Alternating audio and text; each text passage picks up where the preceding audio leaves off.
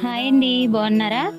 శ్రీ శివరామకృష్ణ దేవాలయం Assam garden Visakhapatnam పట్నంలోని Assam garden ప్రాంతంలో ఉన్న పవిత్ర క్షేత్రం శ్రీ శివరామకృష్ణ దేవాలయం భక్తులకు ఆధ్యాత్మిక ప్రశాంతతను అందించే ప్రత్యేకమైన ఆలయంగా ఇది ప్రసిద్ధి చెందింది.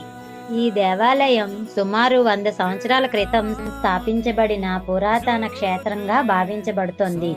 ఇక్కడ ఒకే ప్రాంగణంలో అనేక దేవతల ఆలయాలు ఉండటం ఈ ఆలయం ప్రత్యేకత.